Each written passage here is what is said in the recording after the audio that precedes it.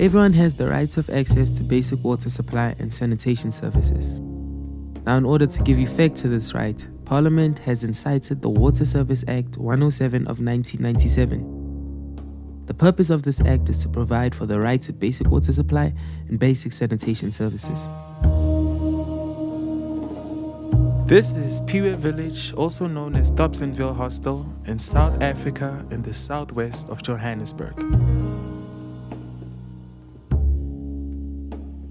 Thousands and thousands come to Johannesburg to search for better opportunity.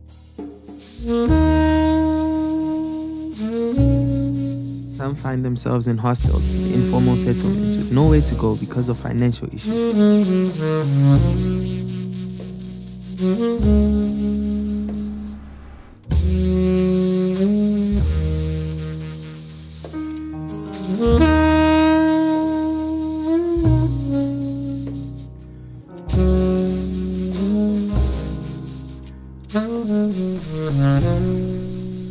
Igama lami ngimuntu kaYoni wakwaMajola Sport. Ngingumphathi wala Spirit Village Dobsonville Hostel. Ikakhulukazi ngingaziwa nje ngoMajola.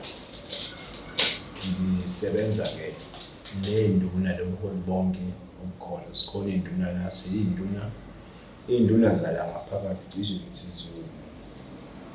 zu 12. Akhona ke namakomiti amanye akhona kwi-community kanjalo kusebenzisana nokansela ward-councillor nama-ward committee akhe. Sabantu abasebenza kanjalo. Is not ukuthi yesulisho kuphela, but inkinga ekhona electric, indawo ehlala kuyona overloaded njengoba namanje seyikhosa isulishi. So inkinga njengalalezo ukuzolesilazo. One of the residents speaks about how difficult it is to live in this area because it has become overcrowded as people come to live and build their informal settlements on top of drains that cause the overflow most of the time. Igama nguzama ngwakaButhelezi ngokushala ngisuke eNatal. Kusho ukuthi kahle ngumuntu okudala ekhona la eSpiwe Village. eSpiwe Village kahle sesishintshile njengamanje kusafana nakudala. Ziningi nje into ezishintshile. Njengoba ubona nje la igasi lethu linje bekungenjeni. Ngisho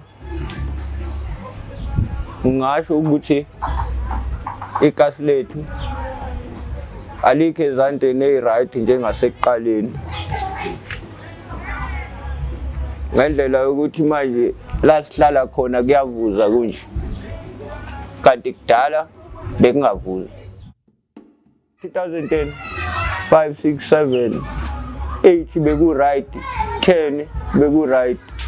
Ngisho ukuthi 12 kuya le phezulu. Kula qale khona ukuba nenkinga. Zama says the community was shocked to discover a baby fetus when the drain pipe overflowed across the community. We should put kula drain isithole inkinga kula drain. Kangangokuthi unyaka nonyaka ngisho nje ukuthi phuma umntwana la edrainini. Drain wonke nje.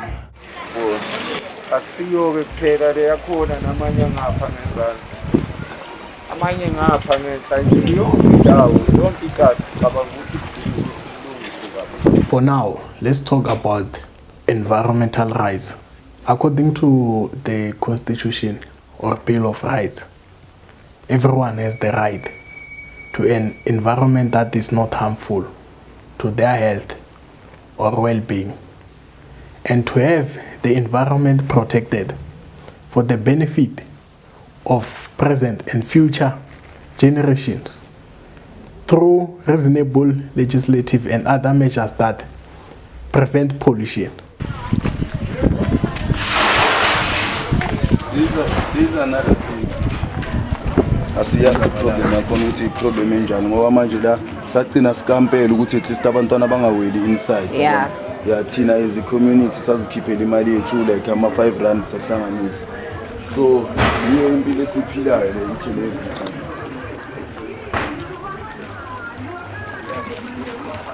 Firstly, we talk about diseases that the transmission of diseases. There is orophycal route, meaning you can, out of poor hygiene, poor hand washing. Let me just talk about poor hand washing. Most people don't wash hands under normal circumstances. So you find that now, when there's a problem with the water that has been contaminated with fecal matter, like the stools and everything, you find that the problem is the hand washing will be a problem. Two, even if you do your hand wash, but the problem is the contaminated water. So now it's easier to ingest that. Thus resulting to diarrheas. One of the residents says that during the time of COVID-19, where hygiene and water sanitation was important, he feared for his life and his family. Kamalami uZakere ngokwaNdlovu sibongo leso ngihlala Siphiwe village. Sekunesikhathi lento yona isibambile. Ifika nje iCovid vele sinayo lenkinga. Yasibamba kunjalo saphila nayo during isikhathi seCovid. Namanje siphila ngaphansi kwaleso simo esinjalo. 1996 kwafika iconstruction kwakuthiwa uGreenacre yenza kahle yalungisa sifaka amagiza yafaka amapipe amasha senzola impompi yonke into yahamba kahle ngohlelo lakhona. But ke kwafika abantu labantu abakhendleleni bakha lapha phezu kwamapipe kwablock amapipe makufika imoto ezolungisa ikhoni because abantu bakhenda wena ezirong njengamanje ama train kuvuza amanzi gcola amanzi emajardini impompa isebenzi noma uyageza eshaweni yakho mayisasebenza maningi wasasebenza mawugeza amanzi akusekho lazo yakhona ngoba ama drain lawa awasasebenzi kuthiwa amapipe ablockile. But ke kunabantu esibona ukuthi bayikhosi yalokho ababeka imikhukhu phezulu kwama drain phezulu kwendawo nje ezirong. As a result ngicabanga nomasipala akakhona usilungisela ziyafika imoto zithi ziyafutha but ubonakala ukuthi ifune ukuthi kusuka abantu abathize kugujwe kufaka amapipe amasha. Njengamanje sinenkinga nje ama drain ablockile ile inkinga esinayo okwamanje. Into enzo ukuthi mhlawumbe is not ukuthi ayilungiseki before bebefika laba boyisi reporter na ukhansela naye bathumeze and then kube khona laba bafika abazokwazi ukuthi bawalungisa ama drain. But manje into esenza ube nzima kakhulu ngoba seyishuthi la iblock khona lapho okunemkhukhu khona phezulu noma kunesakhiwo khona kufeka ukuthi kusuke leso sakhiwo simuve kukhona ukubonakala ukuthi yini inkinga yakhona. Yiyo ke lesiyona i-cause yakhona manje.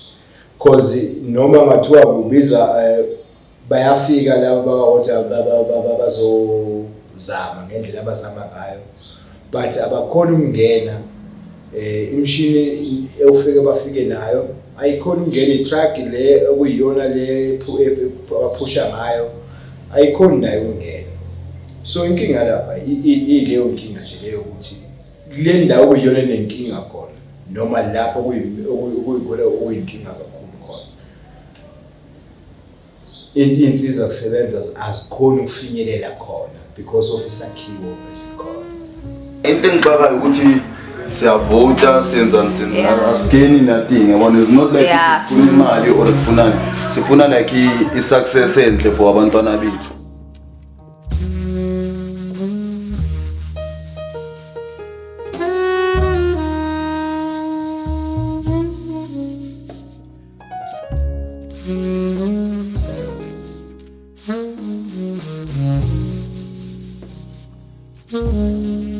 The unhealthy environment, it makes it easy for communicable diseases to spread, such as TB. Crowded places and is too small.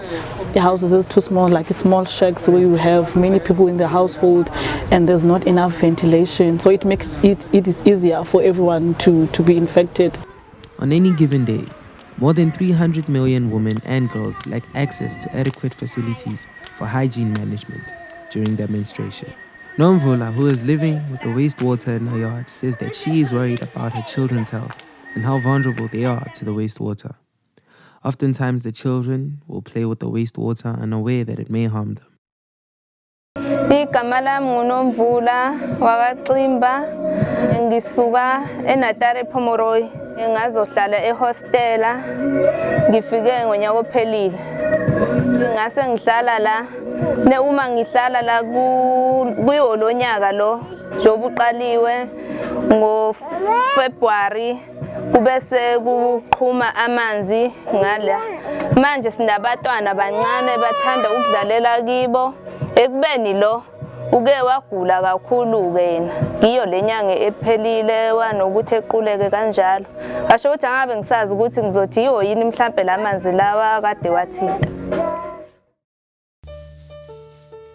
When we talk of the children under 5, we do immunize them for rotavirus. Rotavirus is found in contaminated water. So that now, with that contaminated water, it's easier for them to have diarrhea that is fatal. The hostel dwellers living in this area say that local government has failed and has violated their constitutional right to basic sanitation services and to ensure sufficient water and an environment that is not harmful to the health and well-being of people. Ngulindiwe ngumamzo Khumalo. Ngiqala ukuhlala la eSphiwe Village 1993 ukufika kwami la. Siblockele ama-swirish sesina 5 years siblockele ama-swirish. Siyagula, siyaphola, siyekliniki ngoJesu omkhulu iCovid asikakabi nayo. Asikhona ukuvula iminyango, siyanukelwa, impukane, inyosi, kubolile nje. Asikhona nokuhlala ngaphandle, sidle sinabantwana abancane, bayakhasa, bangena emanzini. Inkinga nje lesibhekane nayo sicela nje usizo Nkosi yami kunini sihlala la eSphiwe Village asithola usizo. Bayeza abantu bamaswirichi bahlokoloze kodwa nje kuyafana. According to law and how things are supposed to be done, we have councillors in areas, most areas in this country. So, if citizens think that their rights are not being honored, they are supposed to report that matter to the council. A councillor is the person who is supposed to stand on behalf of their citizens and report that matter to municipality. And if municipality and the councillor fails, it means they need to be held accountable for their failure to provide that, to honor such a rise. Because a complaint came and they didn't even take or bother to take any action in that matter.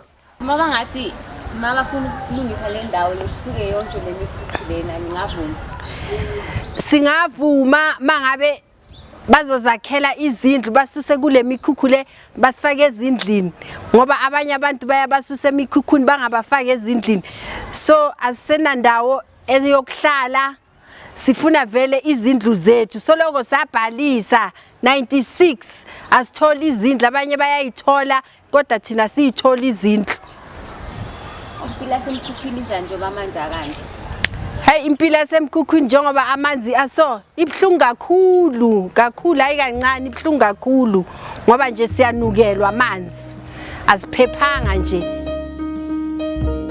Girls and women require access to water, sanitation, and hygiene facilities, affordable and appropriate menstrual hygiene, and a supportive environment.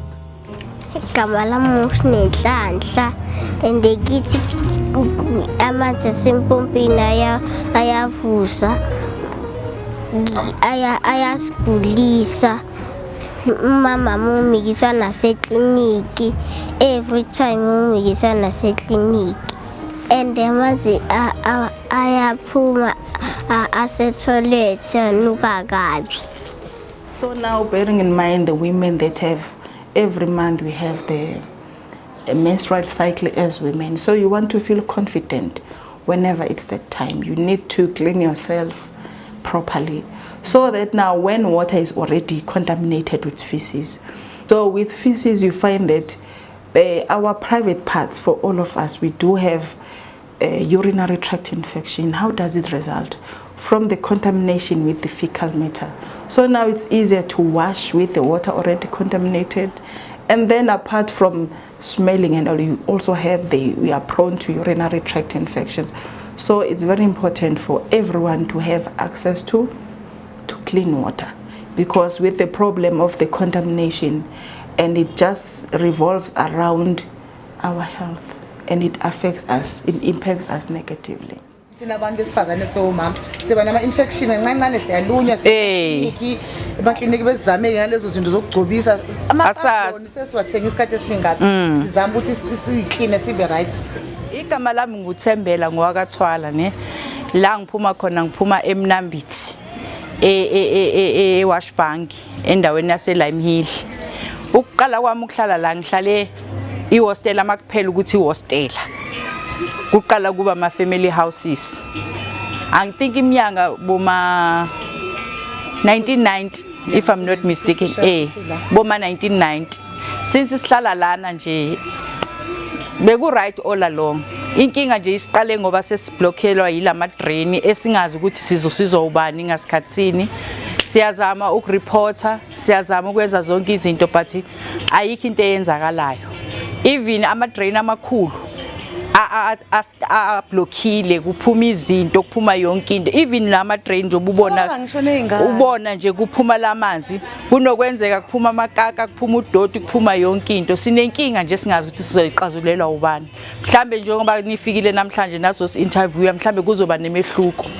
Iminyaka neminyaka siyavota, ayikho into eyenzakalayo ukuthi la hostela ngoba mhlambe kwenza ukuthi sihlala la hostela asazi.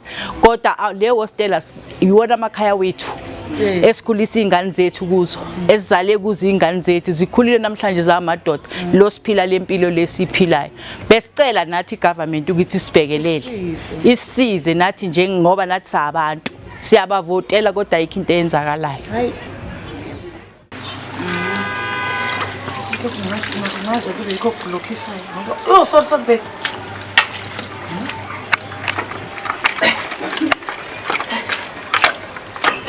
Siphila ngayo every day. Akwehli akunjani? Isikhathi kuyaphuma kaphuma nodoti. Amakaka yini? Ngingqike. Sinezingane thina ngapha. Uyabona?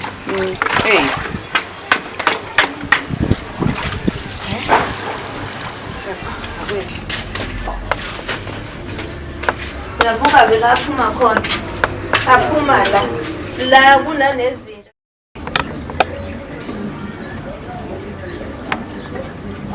ebevida negeleze nje zozoqhasha lapha eminyaka abusana uzophuma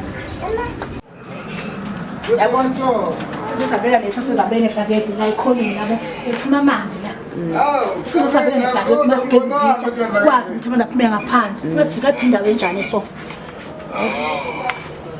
ukabili ngathi indawo enjani so yayibona khona endlini sen ish manje singayisebenzi nayo sivalile ukuthi sibone ukukhishwa amanzi la evule ahanjiswa amanzi la kuze impompi leza isebenzi sivalile ukuthi ngoba mawuvula amanzi ucoca ngaphakathi ugcwala amanzi ngaphakathi endlini yebo asilaqhaqhaza ngiyabona kuphuma kanjani into le ingane zayiphusha iyakwazi nokuyela phansi senkingeni nje impela enkulu la eqale nini ukuba kanje kudala ephuma nomakaka la akaphuma la agcwale yonke le ndawo ebaleni la ingane ziyadla lamakala abona iCovid asizofela izingane ngileko zakhona nje la idopsini sesizwini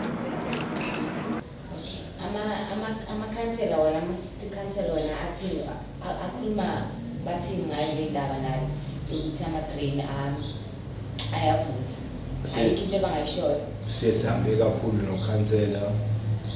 Ayisekunesikhathi eside sama nokhansela sibiza ama-meeting, sibiza labantu abakhe khona lapha ya. Si-involve housing naye abakhona siyokhuluma nawo. Sekunesikhathi eside ngendlela kuwukuthi ke today kuba khona lenkinga ukuthi umuntu awukhona ukumsusa ngale ndlela le ukube kuthiwa uyakhona ukumsusa umuntu ezinjengakudala mhlambe sekusolvekile but njengamanje ufike khanje inkantolo ukutholakala imvume ethize and then emva kuyikhathi umuntu ezosuka. So kwamanje ileyo nto le inkinga ukuthi akukho ukuthi umuntu ungamsusa kanjani. Sesikhulumile ngomlomo sakhuluma ngayo yonke indlela sincenga ukuthi abazama ukumuva lapha ekuzokwazi ukulungiseka inkinga but inkinga yakho abantu abahleli khona awukwazi ukubasusa abantu bakhona basuki noma ungaya namanye emkhukhwini ekhona uzofika ubheke leya ndawo ibhaliwe lapha inamba lezi kwakushiyo ukuthi ke ufike basuke and then kwase counter ke emkhukhu ofike isuke ukuze kuzofika ispace until today lokhu yabakhona lokhu. If a councillor or a municipality officials fails to perform their duties, they immediately get fired. It's either the rules get strict or people keep being respected. Simple. As soon as wavala la phakathi izophuma. So there is a fagi pipe ibanga umsindi nje. Oh, iveni phube nje waya. Asavalisa all and of second ana ayibahluleke bayini bizo into abaningi ekuthiwa ukuthi bayabala. Mara ayikho sayilungisile experience futhi. Yabona. So la sekwabloka shuthi le Roma besho nalamanye ama road wa blockile yabo. Yeah. My blockile amanzi aphansi awasahamba ngokukhululeka. Aviayo sevimbeni mhlawumbe namafutha mhlawumbe amapasi whatever. So nje ahlala kunje ahlala gcwala aphuma qapha agcwala yonke le ndawo. Number 2, we have cholera. I think you know cholera. Cholera is a result of the ingestion of food or whatever resulting from the feces. Let me just say that. For example, we're approaching the rainy season. Other people, due to poor sanitation, don't have toilets. Like I spoke of the informal settlements. They don't have toilets. They'll just relieve themselves there. And then come water time, come the rain, it will just all drain to that already water that is, let I've said, it's like a swarm of water, where you will find that already people will drink that water, and then you find that it results to the outbreak of cholera because of the ingestion of the feces. La eStopsonville Spiwe village. Since ngiqale ukufika la 1992. Impilo ayala hostela sisi. Impilo ayala hostela iyabheda man, isihlusha umasurishi agcwele itrati abantu amabhizinisi nabantu abasakhona ukuthenga. Amabhizinisi ayavalwa manje, imali ayisangeni ngoba manje abantu angeke bazothenga endaweni engcolile enukayo.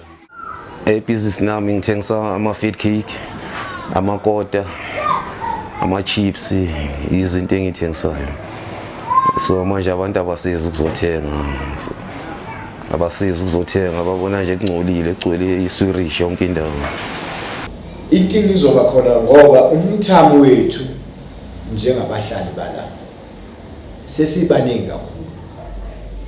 Ngesikhathi kwakhiwa la kwakade kwakhiwe nje kulimithiwe ezabantu abasezindlini. Namhlanje sinama extended lawa okuyiwona ama-room, imikhukhu, yonke lento njengalaleyo.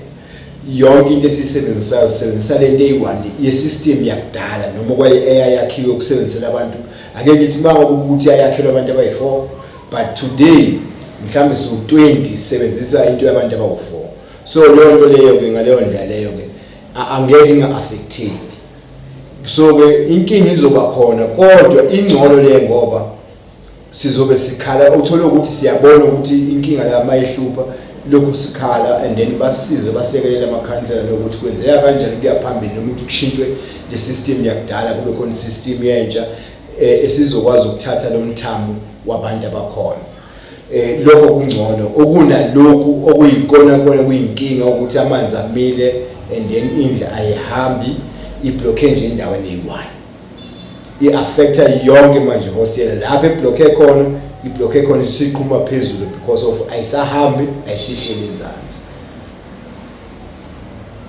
livestock ayikwazi ukuhlala kahle yabona if uzophakela livestock like livestock into esetshenziswa abantu kuyafuneka ukuthi livestock ihlale endaweni esafe endaweni enomoya oright endaweni enokudla okuright not like le mess up le yenzeka igama lami nguPhumzile wakaMayisela ngizalelwe la eSphiwe village eBarakwanati but ngokusuka sibuya eEscott so lento le yamaswiriji akusinto yamanje but sisina more than 5 years sinenkinga yeswiriji but since 2020 kuwes as you can see emva kwami ukuthi amanzi sewageleza ngalendlela exakile ayanuka especially mawuzovuka ekseni uvula umnyango iyaqapha iswiriji idrain wabone live amakaka agqapha la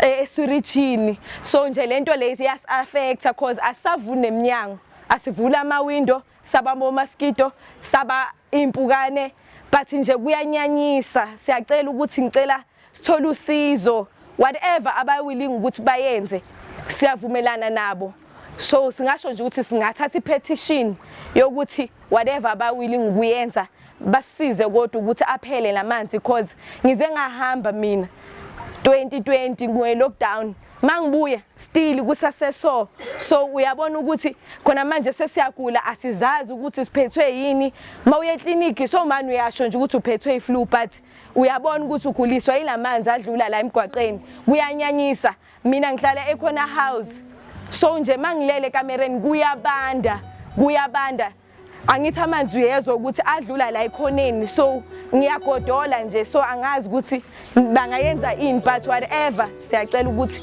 cela basisusele nje lamanzi basize siyacela.